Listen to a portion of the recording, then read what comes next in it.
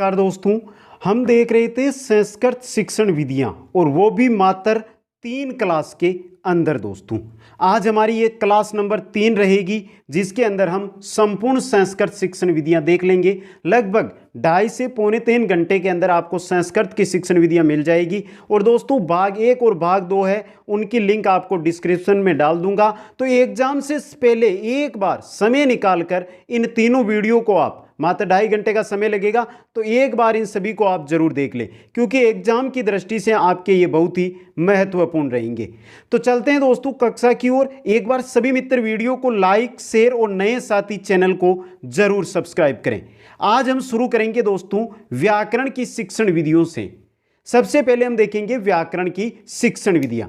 दोस्तों व्याकरण की जो प्राचीन है, जो नवीन है, नवीनतम विधियां, उनके बारे में हम धीरे धीरे क्या करते जाएंगे, अध्ययन करते जाएंगे। सबसे पहले हम देख रहे हैं यहां पर जो व्याकरण की शिक्षण विधि है पहली, वो है हमारी सूत्र विधि। दोस्तों आप इनके नोट्स अगर प्राप्त करना चाहते हैं तो मित्रों आप Kuchaman online classes app download करके वहां पर आपको स्टोर के अंदर ऑप्शन मिल जाएगा संस्कृत का, वहां से इनके नोट्स भी प्राप्त कर सकते हैं। देखिए सूत्र विधि, यह व्याकरण शिक्षण की कैसी विधि है, प्राचीनतम विधि है। पहला क्वेश्चन तैयार हो गया आपका, सूत्र विधि प्राचीनतम विधि। इस विधि को कंठस्थीकरण के नाम से भी जाना जाता है। और मित्रों भी बता दूं, मैं जो कुछ लेकर आया हूं वो उतना ही मैटर लेकर आया हूं जितना एग्जामों के अंदर क्वेश्चन आते हैं, फालतू का मैटर मैंने यहां पर नहीं डाला है। तो सूत्र विधि को कंठस्थीकरण के नाम से भी जाना जाता है। व्याकरण के नियमों को सूत्र के रूप में कंठस्थ किया जाता है। कौन सी विधि में? सूत्र विधि में। जो व्याकरण के नियम होते हैं उनको सूत्र के रूप में कंठस्थ कर लिया जाता है। घटे समुद्र पूर्णम अर्थात गागर में सागर, इस विधि का मुख्य उद्देश्य है। और मित्रों घटे समुद्र पूर्णम ये किसका उद्देश्य है? ये बहुत एग्जामों में क्वेश्चन आया, बहुत ही अधिक एग्जामों के अंदर। तो ये सूत्र विधि का उद्देश्य होता है। इन सूत्रों की व्याख्या के लिए भाष्य तथा टीका विधियों का अनुसरण किया जाता है। भाष्य और टीका विधियां आगे आ जाएगी हमारे, अभी पढ़ लेंगे दोस्तों। तो जो सूत्र विधि है इसके अंदर जो सूत्रों का हम नियमों से सूत्रों का निर्माण करते हैं, उनको कंठस्थ करते हैं। इनका जो व्याख्या है दोस्तों वो कौन सी विधियों से होती है? भाष्य और टीका विधियों के द्वारा। क्लिष्ट विषयों को समझने व याद करने की सुविधा होती है। इस विधि को मनोवैज्ञानिक भी समर्थन करते हुए कहते हैं कि विषय पर अधिकार स्मृति के द्वारा ही आता है। अब दोस्तों यहां पर सूत्र विधि में हम क्या कर रहे हैं, जो नियम है उनको सूत्र बनाकर कंठस्थ कर रहे हैं। तो मनोवैज्ञानिक क्या कहते हैं, कोई भी विषय पर अगर हमें अधिकार करना है तो उनको जब तक हमने स्मृति में धारण नहीं किया तब तक अधिकार प्राप्त नहीं कर सकते। इसलिए मनोवैज्ञानिक भी इस विधि का क्या करते हैं, समर्थन करते हैं। आगे देखिए दोस्तों, आगे है प्रोफेसर आपटे महोदय ने कंठस्थीकरण का समर्थन करते हुए कहा कि मैं बैंक में जमा राशि पर विश्वास नहीं करता हूं, अपितु प्रत्यक्ष धन पर ही विश्वास करता हूं जिसको कभी भी काम में लिया जा सकता है। और यह सीधा का सीधा एग्जाम में बहुत बार आया हुआ है। तो किसने कहा था? प्रोफेसर आपटे महोदय ने यह कहा था कि मैं बैंक में जमा राशि पर विश्वास नहीं करता हूं, जबकि मैं किस पर करता हूं? जो प्रत्यक्ष धन है उस पर विदा। जो सूत्र विधि है वो इसी के आधार पर चलती है दोस्तों। व्याकरण के विस्तृत नियमों को संक्षिप्त तरीके से सीखा जा सकता है, ये उद्देश्य है इसका। जो विस्तृत नियम होते हैं व्याकरण के, उनको संक्षिप्त रूप से हम है जो सूत्र विधि के सहायता से सीख सकते हैं। सामान्य से विशेष की ओर शिक्षण सूत्र का अनुसरण किया जाता है। और आपको पता है जो शिक्षण सूत्र है इनसे तो क्वेश्चन एक क्वेश्चन तो एग्जाम, कोई सा भी एग्जाम उठा लो, आता है। तो सूत्र विधि जो काम करती है वो करती है सामान्य से विशेष की ओर, जो शिक्षण सूत्र है इस पर। आगे चलिए 2 नंबर है हमारी पारायण विधि। पारायण विधि, पारायण विधि को देखिए, वैदिक मंत्रों का सहस्वर पाठ करना ही पारायण होता है दोस्तों। पारायण किसे कहते हैं? जो वैदिक मंत्र है उनका सहस्वर अगर हम पाठ करते हैं तो इसको ही पारायण कहा जाता है। तो पता तो चल गया पारायण किसको कहते हैं। जो मंत्र है उनका अगर हम सहस्वर वाचन करेंगे तो उसको क्या कहेंगे? पारायण। पाणिनि के समय पारायण विधि का प्रचलन था। कब था? पाणिनि के। तो हो गई प्राचीन विधि दोस्तों। पारायण विधि भी कंठस्थीकरण पर बल देती है, क्योंकि जो वैदिक मंत्र है अगर उनका हम उच्चारण कर रहे हैं वो भी सहस्वर के साथ, तो हम क्या कर रहे हैं? उनको कंठस्थीकरण कर रहे हैं। पारायण करने वाला छात्र पारायणिक कहलाता है। इनसे क्वेश्चन आता है दोस्तों, ये ध्यान देना। पारायण करने वाला छात्र क्या कहलाता है? पारायणिक कहलाता है। आगे देखिए, पाठ की कठिनता और सरलता के आधार पर पारायण अनेक प्रकार का होता है। कौन कौन से?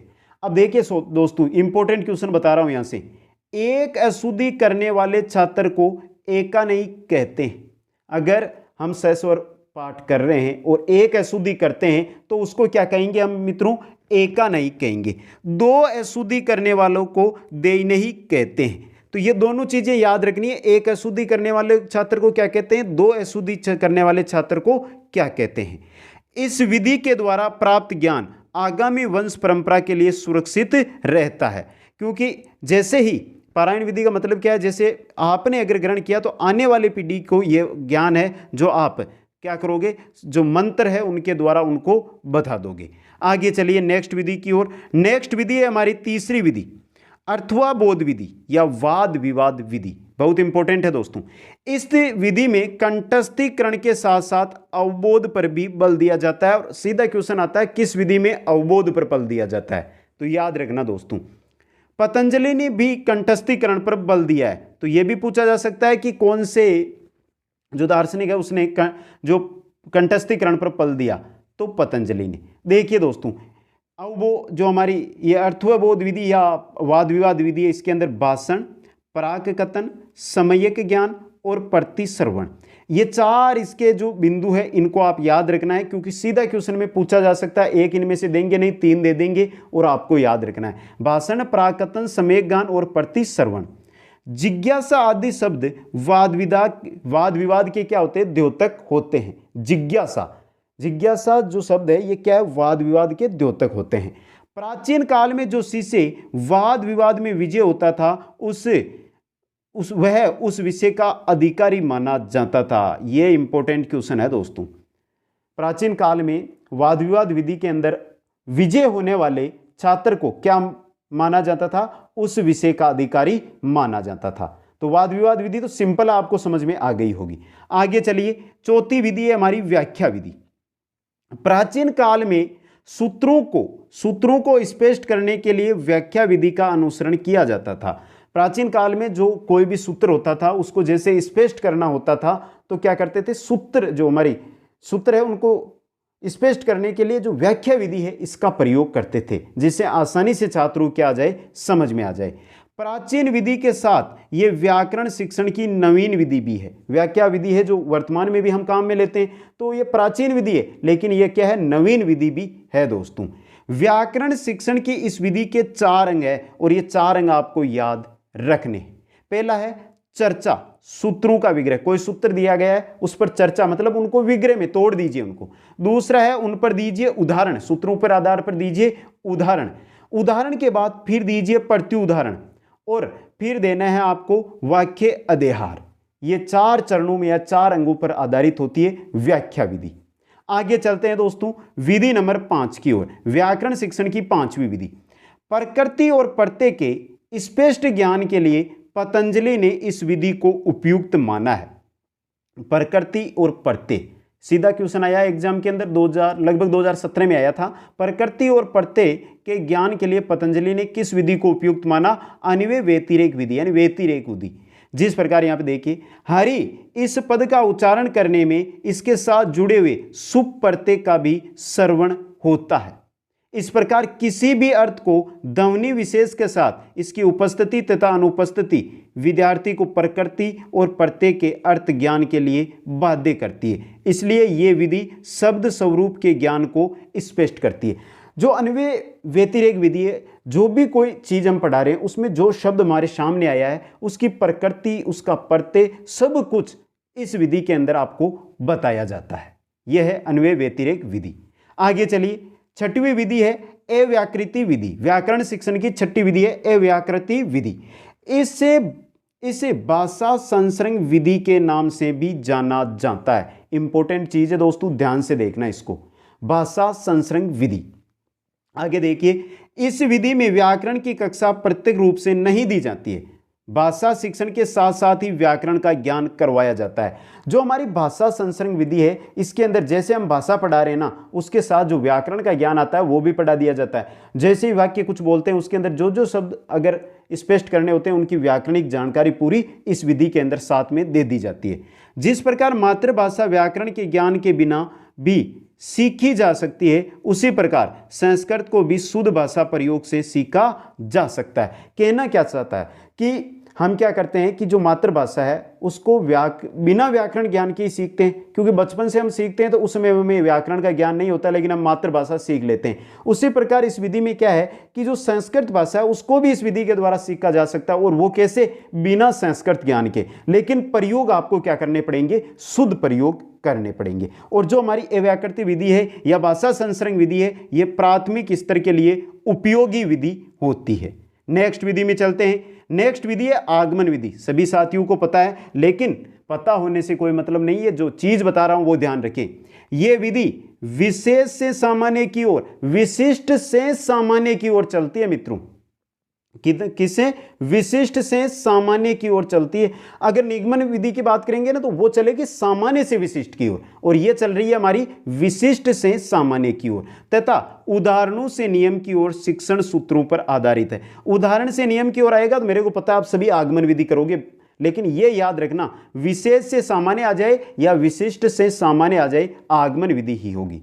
पाणिनि ने आगमन विधि के आधार पर ही सूत्रों को क्रमबद्ध रूप में प्रस्तुत किया था। यह इंपॉर्टेंट चीज है कि पाणिनि ने कौन सी विधि का प्रयोग करके जो सूत्र है उनको क्रमबद्ध रूप दिया था दोस्तों, आगमन विधि का प्रयोग करके। आगे चलिए दोस्तों, 8वीं हमारी जो विधि है वो है निगमन विधि। देखिए, पतंजलि ने निगमन विधि को तथा पाणिनि ने आगमन विधि को व्याकरण शिक्षण के लिए सर्वाधिक उपयोगी माना है, और दोनों से क्वेश्चन आ सकता है मित्रों। पतंजलि ने कौन सी विधि जो है व्याकरण शिक्षण के लिए मानी है? निगमन। पाणिनि ने कौन सी मानी है? आगमन विधि। पतंजलि का मत है कि सर्वप्रथम नियम को प्रस्तुत किया जाना चाहिए, तत्पश्चात उदाहरण तथा प्रत्युदाहरणों से स्पष्ट किया जाना चाहिए। तो पतंजलि का कहने का मतलब है जो आपकी निगमन विधि है वही चीज है। निगमन विधि में हम नियम प्रस्तुत करके फिर क्या करते हैं दोस्तों? उदाहरण प्रस्तुत करते हैं और फिर प्रत्युदाहरण प्रस्तुत करते हैं। यह पतंजलि का मत था दोस्तों। अब दोस्तों बात यहां पर करें कि जो निगमन विधि है यह नियम से उदाहरण की ओर चलती है, और बात करें दूसरी तो हमने आगमन विधि देखा था कि विशिष्ट से सामान्य की ओर, तो निगमन विधि है वो सामान्य से विशिष्ट यानी सामान्य से विशेष की ओर चलती है दोस्तों। 9वीं हमारी विधि रहेगी वो रहेगी व्याकरण अनुवाद विधि दोस्तों। व्याकरण अनुवाद विधि या भंडारकर विधि के नाम से भी इसको हम जानते हैं। इसके प्रवर्तक कौन है? सीधा क्वेश्चन, और बहुत एग्जामों में आया है कि इसके प्रवर्तक है रामकृष्ण गोपाल भंडारकर। इन्होंने व्याकरण अनुवाद विधि का आश्रय लेकर 2 पुस्तकों की रचना की है। तो यह सीधा क्वेश्चन, अगर कुछ कठिन क्वेश्चन बना तो ऐसा बन सकता है कि रामकृष्ण गोपाल भंडारकर ने 2 पुस्तिकाएं बनाई, तो उनमें उन्होंने कौन सी विधि का क्या लिया? आश्रय लिया। तो कौन सी का? व्याकरण अनुवाद विधि या भंडारकर विधि। इनकी 2 पुस्तकें या 2 रचनाएं हैं, वो है मार्गोपदेशिका, संस्कृत मंदिरांत प्रवेशिका। ये दोनों पुस्तकें किसकी है? सीधा क्वेश्चन पूछा जा सकता है, तो याद जरूर करना। अंग्रेजी में रची हुई ये दोनों पुस्तकें संस्कृत भाषा तथा उनकी व्याकरण को सीखने में क्या है? अधिक उपकारक हुई है दोस्तों। आगे देखिए, लेकिन ये दोनों के दोनों जो पुस्तकें हैं वो किसमें? अंग्रेजी में है। आगे देखिए, लॉर्ड मैकाले की शिक्षा पद्धति के पश्चात इस विधि का विकास हुआ। लॉर्ड मैकाले की जो शिक्षा पद्धति थी उसके बाद में व्याकरण अनुवाद विधि का क्या हुआ था? विकास हुआ था। और यह विधि मनोवैज्ञानिक सिद्धांतों का क्या करती है? अनुसरण करती है। मतलब ये क्या है? एक मनोवैज्ञानिक विधि है दोस्तों। अब आगे हम देखेंगे व्याकरण शिक्षण की अर्वाचीन नवीन विधियां, और नवीन विधि में हमारी पहली विधि है पाठ्य पुस्तक विधि। संस्कृत भाषा की वर्तमान प्रचलित पाठ्य पुस्तकें या पाठ्य पुस्तक विधि के दृष्टांत है, क्योंकि पाठों के अंत में दिए गए अभ्यास कार्य एक विधि का कार्य करते हैं। पाठ्य पुस्तक विधि के आधार पर जो वर्तमान में पुस्तकें बन रही है वो किस पर आधारित बन रही है? हमारी पाठ्य पुस्तक विधि के आधार पर। पहले पाठ पढ़िए, फिर अंत में उनके अंदर क्या दिया जाता है? अभ्यास कार्य दे दिया जाता है।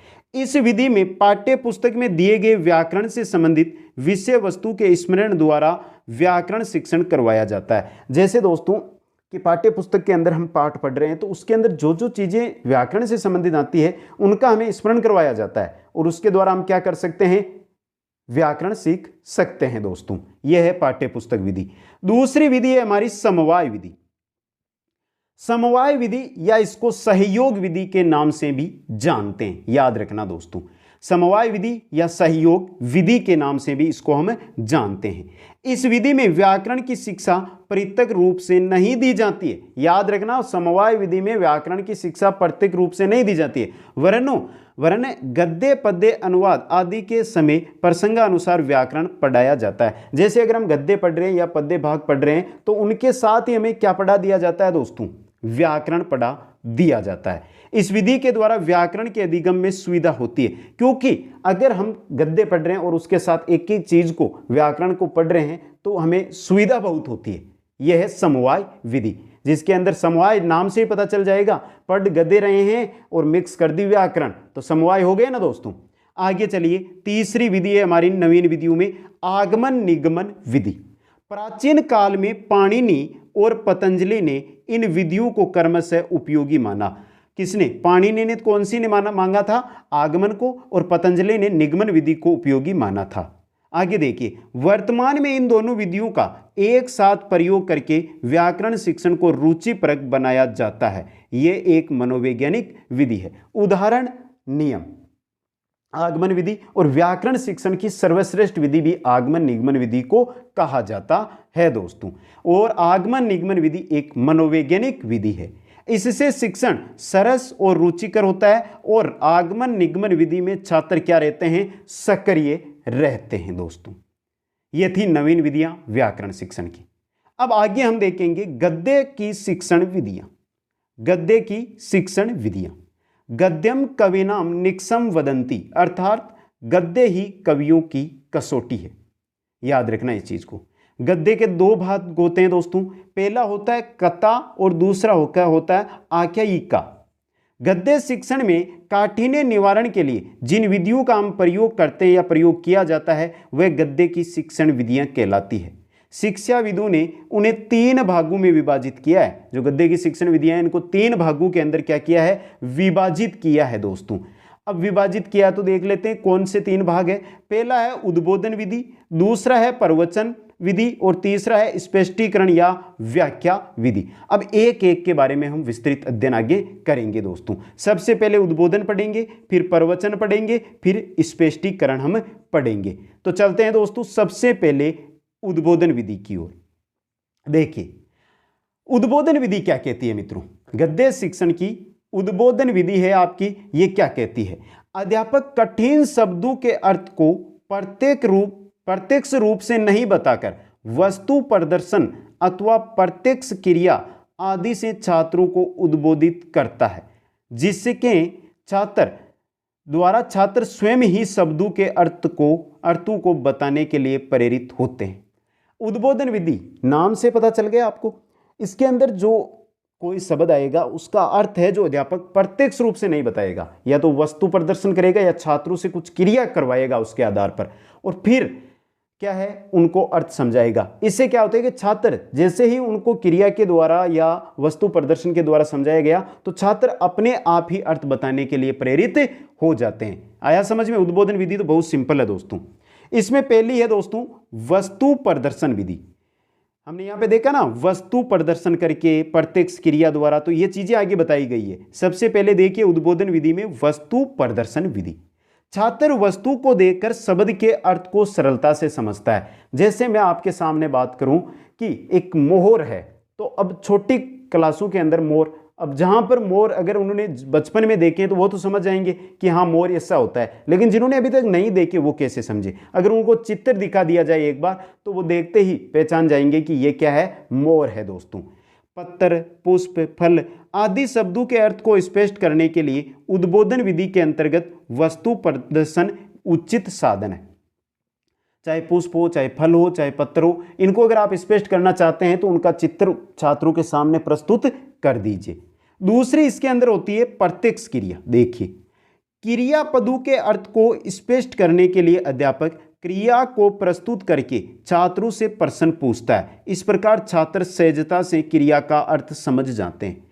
कोई भी पद है उसका अर्थ स्पष्ट करना चाहता है, विद्यापक क्या करता है? छात्रों से उसके क्रिया करवाता है और उसके आधार पर प्रश्न पूछता है। यही होती है प्रत्यक्ष क्रिया विधि।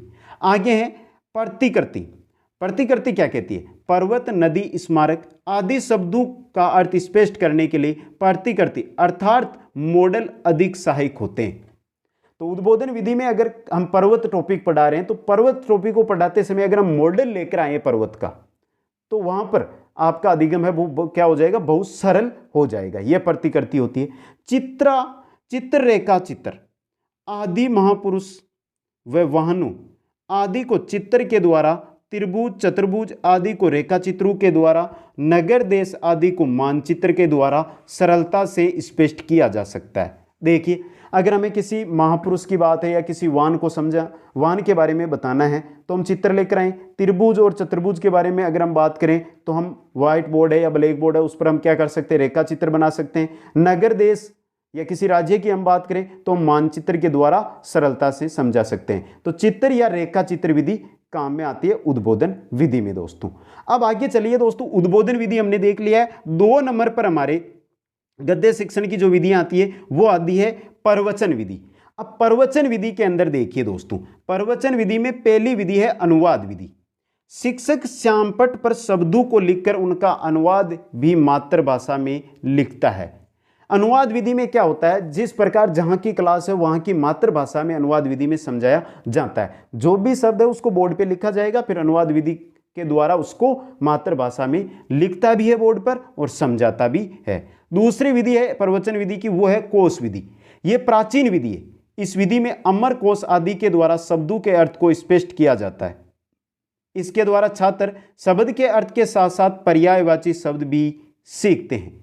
तो दोस्तों, कोश विधि की अगर हम बात करें तो ये हमारे जो गद्य शिक्षण है उसकी प्राचीन विधि है और इसके अंदर इसके द्वारा जो शब्दों के अर्थ है उसको स्पष्ट किया जाता है। जो भी शब्द आ जाता है उसको क्या किया जाता है? स्पष्ट किया जाता है। प्रवचन कहते हैं शिक्षक सामने खड़ा है, वो बोलते हुए उस शब्द का क्या करेगा?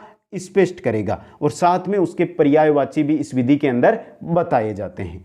तीसरी विधि है हमारे मित्रों, वो है परिभाषा विधि।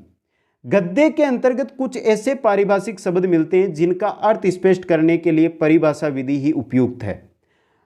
अब बात करें हम गद्य शिक्षण में, तो गद्य शिक्षण में बीच बीच में कुछ ऐसे शब्द आ जाते हैं। अब जैसे आ गया संधि, तो अब छात्रों को पता नहीं है कि संधि क्या है। अगर उनको हम परिभाषा देकर बताएंगे कि संधि ये होती है तो उनके समझ में आ जाएगा। तो यही होती है परिभाषा विधि कि परिभाषा विधि के अंदर जो भी शब्द आते हैं उनकी परिभाषा देकर अगर उन छात्रों को समझाया जाता है तो वहां पर कौन सी विधि काम में ले रहे हैं हम? परिभाषा विधि। टीका विधि, टीका विधि की पहले मैंने बात की थी कि टीका विधि हमारे आगे आएगी तो वहां पर अध्ययन करेंगे। तो आ गई है दोस्तों टीका विधि। ये प्राचीनतम विधि है। टीका विधि भी क्या है? आपकी प्राचीनतम विधि है। प्राचीन संस्कृत साहित्य की कठिन विषय वस्तु कोटिकाओं के द्वारा सरलता से स्पष्ट किया जा सकता है। प्राचीन का जो संस्कृत साहित्य है हमारा, उसके अंदर जो विषय वस्तु है वो बहुत कठिन है दोस्तों। उसको स्पष्ट करने के लिए जो टीका है, टीका विधि है, इसकी सहायता ली जाती है। आगे चलिए, और आगे हमारे गद्य शिक्षण का तीसरा भाग आ रहा है स्पष्टीकरण विधि। तीसरा भाग क्या था हमारा? उद्बोधन, प्रवचन और स्पष्टीकरण दोस्तों। स्पष्टीकरण को हम व्याख्या भी कह सकते हैं। क्या कह सकते हैं? व्याख्या, यानी इसे व्याख्या विधि भी कहते हैं। व्याख्या विधि के 6 तत्व होते हैं और ये 6 तत्व याद रखना, इनसे बहुत बार एग्जाम में क्वेश्चन भी आया है। पहला है पदच्छेद, दूसरा है पदार्थोक्ति, तीसरा है विक्रय, चौथा है वाक्य योजना, पांचवा है आक्षेप और छठवां है समाधान। इनका सीधा नाम याद रख लो, बहुत है दोस्तों, क्योंकि सीधा क्वेश्चन आएगा तो इनसे पूछा जा सकता है। आगे चलिए दोस्तों, और जो स्पष्टीकरण की विधियां हैं इनमें पहली विधि है व्युत्पत्ति विधि। स्पष्टीकरण की इस विधि में शिक्षक पदों के प्रकृति प्रत्यय का विभाग करके अर्थ बताता है। जो स्पष्टीकरण विधि है, कोई आपके सामने शब्द आ गया तो उसकी प्रकृति ढूंढी जाएगी, उसका मूल शब्द ढूंढा जाएगा, उसका प्रत्यय ढूंढा जाएगा और फिर उनका क्या बताया जाएगा? अर्थ बताया जाएगा। ये कौन सी विधि हमारी? व्युत्पत्ति विधि है। प्रकृति प्रत्यय का यह विभाजन उपसर्ग, प्रत्यय, सुबंध, तिङत, संधि विच्छेद तथा समास विग्रह आदि के द्वारा किया जाता है। तो आगे व्युत्पत्ति, यानी कि एक शब्द से प्रत्यय, समास, उसका जो मेन धातु है या मेन जो शब्द है उसमें क्या चीज मेन प्रयुक्त हो रही है, मूल धातु कौन से, उनको वहां से क्या किया जाएगा? उत्पन्न किया जाएगा दोस्तों। दूसरी विधि है इसके अंदर हमारी स्पष्टीकरण में, वो है तुलना विधि। इस विधि में शिक्षक समानार्थक तथा विपरीतार्थक शब्दों के साथ तुलना करके शब्द के अर्थ को स्पष्ट करना है। नाम से पता चल गया ना, तुलना की जाती है। दो छात्र है, उनकी अगर हम तुलना करें कि एक कम पढ़ता है एक ज्यादा पढ़ता है, तो तुलना करके बता देना, देख ये इतना पढ़ रहा है तू इतना कम पढ़ रहा है। मतलब यहां पर जो समानार्थक यानी समानार्थक शब्द है, जैसे पर्यायवाची शब्द है, उनका सारा लेकर इस विधि के अंदर अध्ययन करवाया जाता है। नेक्स्ट विधि है वाक्य प्रयोग विधि। गद्य शिक्षण की नेक्स्ट विधि है हमारी स्पष्टीकरण में वाक्य प्रयोग विधि। कुछ शब्दों का अर्थ स्पष्ट करने के लिए उन शब्दों को वाक्य में प्रयोग करते हुए स्पष्ट किया जा सकता है। वाक्य प्रयोग, अब बहुत सारे शब्द हमारे सामने आ जाते हैं जिनको हम ऐसे नहीं समझ सकते, तो फिर क्या किया जाता है कि उनको वाक्य में प्रयोग किया जाता है। वाक्य में प्रयोग करेंगे तो वो वाक्य में प्रयोग करते ही वो शब्द हमारे समझ में आ जाते हैं। तो वहां पर वाक्य में अगर किसी शब्द को हम प्रयोग करके समझाते हैं तो वहां पर कौन सी विधि काम में ले रहे हैं, वाक्य प्रयोग विधि दोस्तों। आगे है हमारी नेक्स्ट विधि है जो है अंतःकथा विधि।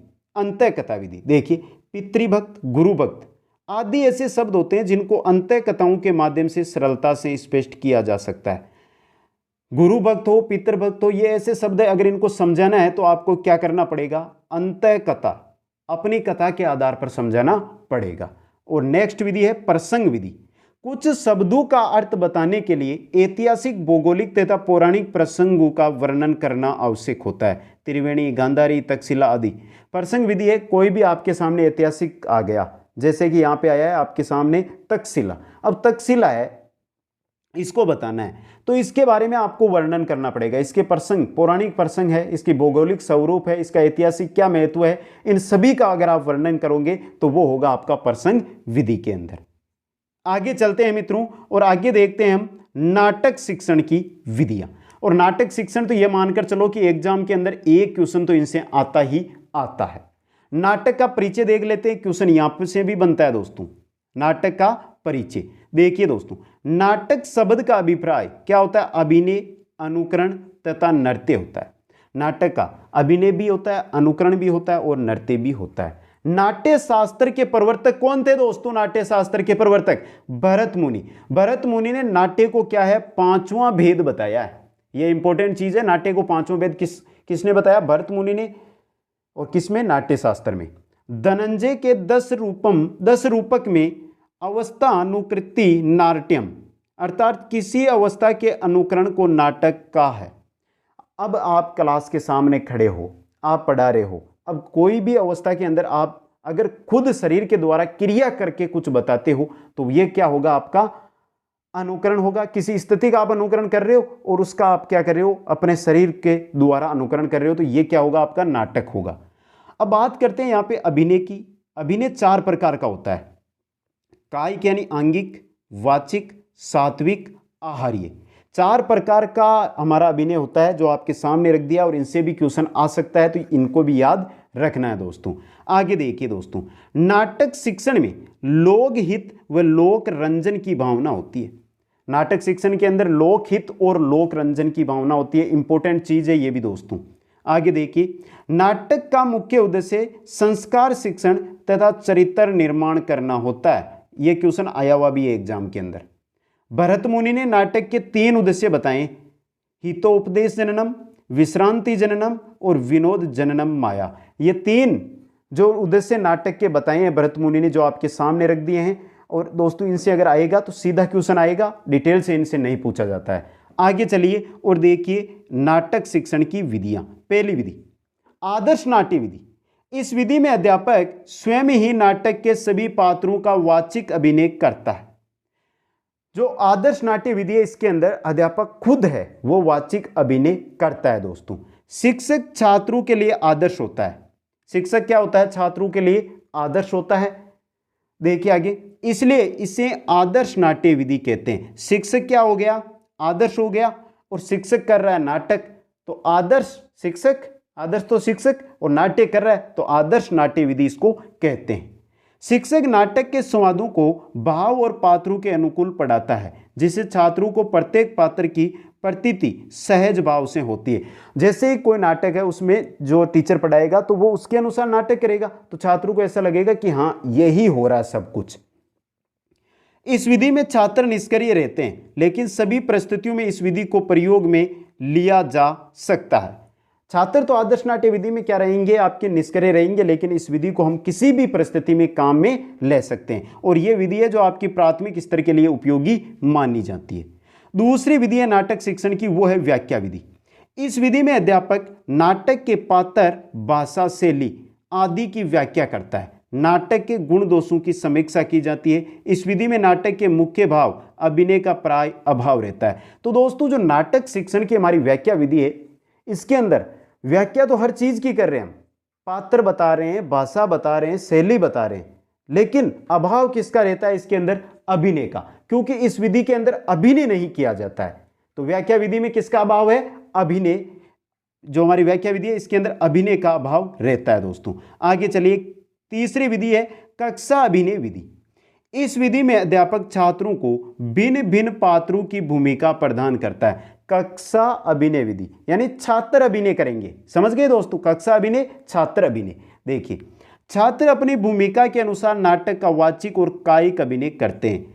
जैसे अध्यापक ने छात्रों के सामने जो भूमिका थी उन छात्रों को दे दी, तो छात्र फिर क्या करेंगे, वाचिक यानी बोलकर और शरीर के द्वारा दोनों प्रकार से अभिनय करेंगे दोस्तों। इस विधि में छात्र सक्रिय रहते हैं, नाटक शिक्षण रुचिकर होता है, छात्रों को अभिव्यक्ति का अवसर प्राप्त होता है। तो जो कक्षा अभिनय विधि है, इसके अंदर छात्र खुद अभिव्यक्ति कर रहे हैं, अभिव्यक्ति का अवसर मिलता है, क्योंकि वो आगे जाकर खुद ही तो पूरा काम कर रहे हैं, नाटक कर रहे हैं, वाचिक अभिनय कर रहे हैं, सक्रिय रहेंगे अपने आप ही। जब खुद काम करेंगे तो छात्र अभिनय रहेंगे, छात्र सक्रिय रहेंगे, और नाटक शिक्षण इससे क्या हो जाता है, रुचिकर हो जाता है। नेक्स्ट विधि है हमारी रंगमंच विधि नाटक शिक्षण की। इस विधि में छात्र संपूर्ण नाटक का अभिनय रंगमंच पर प्रस्तुत करते हैं।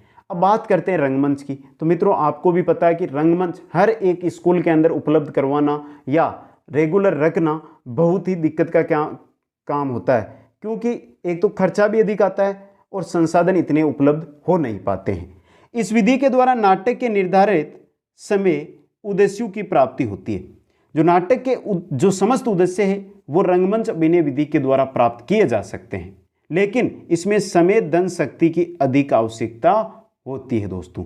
विद्यालय में संसाधन उपलब्ध नहीं होने के कारण कुछ विशेष अवसरों पर ही रंगमंच नाटक का प्रस्तुत करने का अवसर प्राप्त होता है। जैसे हमारा स्वतंत्रता दिवस हो, गणतंत्र दिवस हो, ऐसे मौकों पर ही रंगमंच अभिनय विधि का प्रयोग किया जाता है दोस्तों। अब बात करते हैं मित्रों नाटक शिक्षण की सर्वश्रेष्ठ विधि का। उपयुक्त विधियों में से कोई भी एक विधि नाटक शिक्षण की सर्वश्रेष्ठ विधि नहीं कह सकते हम। कोई भी विधि है, 4 विधियां हमने पढ़ी है, इनमें से कोई भी विधि ऐसी विधि नहीं है जो नाटक शिक्षण की क्या हो, सर्वश्रेष्ठ विधि हो। इसलिए नाटक शिक्षण के उद्देश्यों की प्राप्ति के लिए इन सभी विधियों का मिश्रण करके नाटक शिक्षण करवाया जाना चाहिए। अतः नाटक शिक्षण की सर्वश्रेष्ठ विधि समवाय विधि है। तो नाटक शिक्षण की सर्वश्रेष्ठ विधि कौन सी हो गई मित्रों, समवाय विधि हो गई। अब आगे हम चलेंगे अनुवाद की विधियों की ओर और अनुवाद शिक्षण की विधियां। देखिए, किसी एक भाषा में व्यक्त विचारों को दूसरी भाषा में प्रस्तुति को अनुवाद कहते हैं। जैसे मैं हिंदी में बोल रहा हूं और अपने आप मातृभाषा में अगर इनको प्रस्तुत करना चाहे तो वहां पे क्या होगा, आप अनुवाद कर रहे हैं तो अनुवाद विधि होगी। अनुवाद के लिए यह आवश्यक है कि छात्र को दोनों भाषाओं का पूर्ण अधिकार होना चाहिए। अगर आप अनुवाद विधि का सहारा ले रहे हैं तो जो भाषा आपके सामने और जो भाषा आप अनुवाद कर रहे हैं उन दोनों भाषाओं का छात्रों को ज्ञान होना, और ज्ञान ही नहीं पूर्ण अधिकार होना क्या होता है, जरूरी होता है। अनुवाद का मुख्य उद्देश्य मूल भाषा तथा अनुदित भाषा का ज्ञान होना है। जो मूल भाषा छात्र जानते हैं और जो नहीं जानते दोनों भाषाओं का ज्ञान कराना है। संस्कृत शिक्षण में अनुवाद अभ्यास के 3 प्रकार होते हैं, ये इंपॉर्टेंट है दोस्तों। पहला है संस्कृत का मातृभाषा में अनुवाद, दूसरा है मातृभाषा का संस्कृत में अनुवाद, और तीसरा है पुनर्अनुवाद यानी संस्कृत का मातृभाषा तथा मातृभाषा से संस्कृत में अनुवाद पुनर्अनुवाद कहलाता है दोस्तों। अब अनुवाद के हम भेदों की बात करते हैं। ये तो प्रकार देख लिए हम, 3 प्रकार हो गए। अनुवाद के भेदों की बात करें तो अनुवाद के 3 भेद होते हैं, 3 भेद। उनमें पहला हमारा भेद है जो है अक्षरस अनुवाद। कौन सा है मित्रों, अक्षरस अनुवाद, इंपॉर्टेंट चीज है। पहला भेद कौन सा है, अक्षरस अनुवाद। इस प्रकार के अनुवाद में शब्द के स्थान पर दूसरी भाषा के समानार्थक शब्द का प्रयोग किया जाता है। यदा कदा अक्षरस अनुवाद ही अनर्थ ही हो जाता है। जो अक्षरस अनुवाद है, अक्षर यानी शब्द। जैसे हम कुछ पढ़ा रहे हैं, कोई शब्द आया तो उसकी जगह हम जो दूसरी हम भाषा के अंदर वर्णन कर रहे हैं उस भाषा का शब्द वहां पर रख देते हैं और बताया जाता है। लेकिन क्या होता है, बहुत बार ऐसी स्थिति आ जाती है कि हम तो उसका समानार्थी शब्द वहां पे रखे हैं, लेकिन पूरे वाक्य का जो अर्थ देना है वो अर्थ नहीं मिलकर कोई दूसरा ही अर्थ वो वाक्य देने लग जाता है। मतलब अनुवाद में अनर्थ हो जाता है। अक्षर अनुवाद बहुत सिंपल है। आगे देखिए 2 नंबर है हमारी छाया अनुवाद। छाया अनुवाद क्या कहते हैं? अनुवाद की इस प्रक्रिया में किसी अनुच्छेद के सारांश के अनुसार दूसरी भाषा में अनुवाद किया जाता है। किसी अनुच्छेद के सारांश के अनुसार दूसरी भाषा में अनुवाद, कौन सी में? छाया अनुवाद या भाव अनुवाद में। इसे मर्म अनुवाद भी कहते हैं। इस प्रकार छाया अनुवाद में छात्रों के भाव तथा विचारों की अभिव्यक्ति दृढ़ होती है। तीसरी हमारी जो विधि है वो है तथ्य अनुवाद। कौन सी है दोस्तों? तथ्य अनुवाद। तथ्य अनुवाद देखिए दोस्तों, अनुवाद की इस प्रक्रिया में शब्द या सारांश को आधार मानकर अनुवाद नहीं किया जाता है, अपितु मातृभाषा में अथवा अन्य भाषा में भावों को संस्कृत में प्रकट करने का प्रयास किया जाता है। समझिए दोस्तों, वापस अनुवाद की इस प्रक्रिया में शब्द या सारांश को आधार मानकर अनुवाद नहीं किया जा रहा है, कोई शब्द या कोई सारांश है, मातृभाषा में या अन्य किसी भाषा में जिसके अंदर हमें क्या करना है, अनुवाद करना है, उन भाषा में भावों को संस्कृत में प्रकट करने का, संस्कृत में उनके अंदर जो भाव है उनको संस्कृत में प्रकट किया जाता है दोस्तों। इस प्रकार के अनुवाद में ऐसा प्रतीत होता है कि मानो मूल लेख के द्वारा ही लिखा गया हो। यह अनुवाद की सर्वोत्तम शैली मानी जाती है। तो अनुवाद की सर्वोत्तम शैली तथ्य अनुवाद। आगे चलते हैं अनुवाद की विधियों की ओर, और पहली विधि आपकी स्क्रीन पे पुस्तक विधि। अनुवाद के लिए अलग से पुस्तकों की रचना की जाती है। वे सामान्य पुस्तकों से पृथक स्वरूप वाली होती है। ये पुस्तकें ही एक विधि का काम करती है। तो पुस्तक विधि नाम से ही पता चल गया कि काम तो पुस्तक ही लेनी है, लेकिन ये जो सामान्य पुस्तकें हैं उनसे क्या होती है, थोड़ी अलग होती है दोस्तों। और इनसे हम अगर प्रयोग करते हैं अनुवाद का तो ये विधि है, अगर इन पुस्तकों का अगर हम प्रयोग करते हैं तो ये विधि वहां पर प्रयोग की जाती है, पुस्तक विधि, जिनको पढ़कर अनुवाद करने वाले छात्रों को सुविधा होती है। ये ऐसी पुस्तकें हैं जिनको आसानी से छात्रों को क्या हो जाती है, समझ में आ जाती है। पुस्तक के प्रत्येक पाठ के अंत में अनुवाद के वाक्य दिए जाते हैं, उनसे संबंधित कठिन शब्द तथा व्याकरण के नियम भी दिए हुए होते हैं दोस्तों। ये होती है अनुवाद की पुस्तक विधि। अनुवाद की दूसरी विधि है हमारी, वो है द्विभाषा विधि। अनुवाद की दूसरी विधि कौन सी है दोस्तों? द्विभाषा विधि। देखिए, अनुवाद की इस विधि में एक व्यक्ति मातृभाषा में उच्चारण करता है तथा दूसरा व्यक्ति रूपांतरण संस्कृत में करता है। जैसे मैं बोलूं, मैंने अगर कुछ बात है वो मेरी मातृभाषा में बोली, तो दूसरा व्यक्ति क्या करेगा, उसको किस में बोलेगा? संस्कृत भाषा में बोलेगा। कक्षा में छात्र किसी गद्यांश को बोलते हैं, अध्यापक उसका अनुवाद करते हैं। इस विधि का प्रयोग किसी गोष्ठी या औपचारिक सम्मेलनों के अवसर पर किया जाता है और यह उच्च स्तर के लिए उपयोगी है। जैसे मैं अगर विद्यार्थी हूँ, शिक्षक के सामने मैंने कुछ वाक्य बोला, वाक्य जो हमारे अध्यापक है वो क्या करेंगे, उसका संस्कृत में अनुवाद करेंगे, तो वहाँ पर द्विभाषा यानी 2 भाषाएं होगी, तो यह द्विभाषा विधि होती है। तीसरी विधि है हमारी, वो है तुलना एवं अनुकरण विधि। इस विधि में शिक्षक सर्वप्रथम अनुवाद प्रस्तुत करता है। जो भी चीज दी गई उसका अनुवाद तुलना एवं अनुकरण विधि में सर्वप्रथम शिक्षक करता है। छात्र उसे ठीक प्रकार से सीखते हैं। इसके पश्चात शिक्षक पूर्व में प्रस्तुत किए गए अनुवाद जैसा ही दूसरा वाक्य या अनुच्छेद छात्रों के समक्ष प्रस्तुत करता है। छात्र अनुकरण के आधार पर अनुवाद करते हैं, इसे अनुकरण विधि कहते हैं। अब दोस्तों देखिए, पहले शिक्षक ने क्या किया, सर्वप्रथम किसी भी चीज का अनुवाद कर दिया, फिर क्या किया, छात्रों ने उस चीज को सीखा, लेकिन अगली बार क्या किया, छात्र ने उस जैसा ही अनुवाद फिर से पेश कर दिया। तो छात्र अनुकरण के द्वारा उसका क्या करते हैं, अनुवाद करते हैं दोस्तों। इसलिए अनुकरण और तुलना भी होगी, 2 आ गए तो 2 में तुलना भी होगी, तो तुलना विधि से कहा जाता है। यह थी अनुवाद शिक्षण। आगे आ रही है दोस्तों हमारे कथा शिक्षण की विधियां। कथा शिक्षण के उद्देश्य देख लेते हैं हम पहले, क्योंकि कथा शिक्षण के जो उद्देश्य है इनसे एग्जाम में क्वेश्चन जरूर आता है। पहला उद्देश्य, कथा के द्वारा छात्रों में व्यवहार कौशल तथा नैतिक गुणों का विकास होता है। कठिन भावों के स्पष्टीकरण में सहयोग प्रदान किससे होता है? कथा के द्वारा। छात्रों में कल्पना शक्ति का विकास होता है कथा शिक्षण के द्वारा। मनोरंजन के साथ नीति व सदाचार की शिक्षा प्रदान करना भी कथा शिक्षण का उद्देश्य होता है। छात्रों को संयमित तथा अनुशासित जीवन यापन की प्रेरणा देना भी कथा शिक्षण का उद्देश्य होता है। प्रकृति चित्रण के साथ तादाद में स्थापित करना भी कथा शिक्षण का उद्देश्य होता है। तो स्क्रीनशॉट ले लो मित्रों, इनमें समझाने जैसी कोई बात है नहीं, सीधे याद रखने की कथा शिक्षण के उद्देश्य क्या है दोस्तों। चलते हैं विधियों की ओर। हम पहली है कथा शिक्षण की विधि, वो है कथन विधि। कथा शिक्षण की पहली विधि कौन सी? कथन विधि। दोस्तों देखिए, कथा का प्रस्तुतिकरण अध्यापक के द्वारा जिस प्रभाव से किया जाता है, कथा शिक्षण उसी रूप में सफल होता है। इसके लिए वह कथन प्रविधि का प्रयोग करता है। कथा सुनाना भी एक कला है। अब दोस्तों कथा है, नाम ही कथा है। अगर मैं कथा का जिस रूप में, जिस प्रभाव के साथ प्रस्तुतिकरण आपके सामने करूंगा, वैसा का वैसा ही प्रस्तुतिकरण विद्यार्थी क्या कर लेंगे? एक्सेप्ट कर लेंगे, वैसा का वैसा ही प्रभाव सीख लेंगे। और दोस्तों जो कथन विधि है, यह हमारी किसके लिए? प्राथमिक स्तर के लिए उपयोगी विधि होती है। दूसरी है चित्र विधि। कथा शिक्षण की दूसरी विधि चित्र विधि।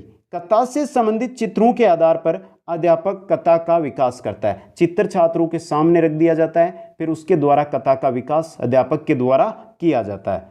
नवीन चित्रों के प्रदर्शन की जिज्ञासा कथा समाप्ति तक बढ़ती जाती है। जैसे जैसे चित्र, नवीन चित्र लिए जाते हैं, कथा सुनाई जाती है, नवीन चित्र लिए जाते हैं, कथा सुनाई जाती है, नवीन चित्र लिए जाते हैं, कथा सुनाई जाती है, तो एक जिज्ञासा सी उत्पन्न होती है। जैसे छात्र क्या होते हैं, एक तो क्या है उनकी कल्पना शक्ति का नेक्स्ट जो चित्र है उसमें क्या आने वाला है, एक सक्रिय सभी रहेंगे, सभी सोच में यानी कल्पना शक्ति को विकसित करते रहेंगे। इससे छात्रों में कल्पना शक्ति का विकास होता है। मौखिक अभिव्यक्ति का भी अवसर प्राप्त चित्र विधि के अंदर होता है दोस्तों। तीसरी है हमारी कथा शिक्षण की विधि, वो है प्रश्नोत्तर विधि। शिक्षक कथा के विकास के लिए लघु प्रश्नों की एक क्रमबद्ध प्रश्नावली तैयार करता है। कथा के विकास के लिए छोटे छोटे प्रश्नों के एक प्रश्नावली तैयार करता है। छात्र पूछे गए प्रश्नों के उत्तर देता है। इस प्रकार कथा विकसित होती है। यह प्रविधि माध्यमिक या उच्च माध्यमिक के लिए उपयोगी होती है।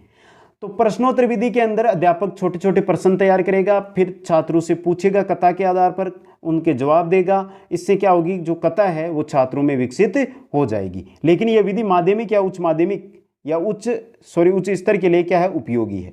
नेक्स्ट विधि है हमारी संवाद विधि कथा शिक्षण की। अध्यापक कथा के पात्रों के कथनों के संदर्भ में छात्रों के साथ वार्तालाप करता है। अब कोई कथा है, उसमें कौन सा पात्र क्या है, उनके बारे में अध्यापक एक एक छात्र के साथ चर्चा करता है या वार्तालाप करता है। उनकी सहायता से संपूर्ण कथा को कहता है। फिर क्या है, चर्चा करके जो कथा है उनके द्वारा पूरी की पूरी कथा को वो समझाता है। छात्रों की प्रतिक्रिया वार्तालाप के द्वारा समझे जाने के कारण इसे संवाद विधि कहते हैं। जब छात्रों को पात्र बना दे, सामने खड़ा रखे और उनको पात्रों के द्वारा उनको जब समझाया जाता है शिक्षक के द्वारा, तो क्या होता है कि वार्तालाप होती रहती है। दोनों में आपस में वार्तालाप होएगी, तो वार्तालाप होने के कारण इसको क्या कहते हैं, संवाद विधि। और यह माध्यमिक स्तर के लिए क्या होती है, उपयोगी होती है। नेक्स्ट विधि है हमारी पांचवी विधि कथा शिक्षण की, कक्षा अभिनय विधि। अध्यापक उचित हाव भाव से कथा का वाचन करता है। उसी प्रकार छात्रों को पात्रों के अनुसार वाचन का आदेश देता है। अध्यापक क्या करेगा, कक्षा के अंदर उचित हाव भाव यानी अपने शरीर, अपने मुंह के आधार पर हाव भाव करते हुए कोई कथा उसका वाचन करेगा। उसी प्रकार छात्र सीखेंगे और छात्रों को जैसे आदेश देंगे शिक्षक, तो छात्र भी उसी के अनुसार क्या करेंगे, वाचन करेंगे। इसमें छात्र सक्रिय रहते हैं। संवादों की संख्या अधिक होने पर यह विधि अधिक उपयोगी होती है। छठवीं विधि है दोस्तों हमारी गहन विधि और कथा शिक्षण की अंतिम विधि। इस विधि के द्वारा अध्यापक कथा में आए हुए कठिन शब्द, नवीन विचार, लोकोक्तियां आदि की व्याख्या स्पष्ट रूप से करता है।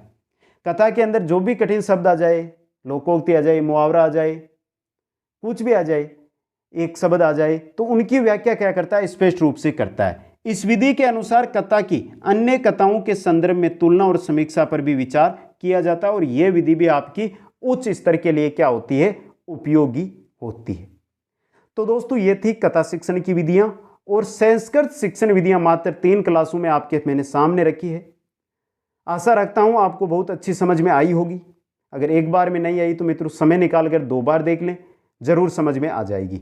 अभी तक लाइक शेयर नहीं किया, लाइक शेयर कर दो। नए साथी चैनल को जरूर सब्सक्राइब करें। आप सभी को मेरी ओर से बहुत बहुत धन्यवाद। जय हिंद, जय भारत।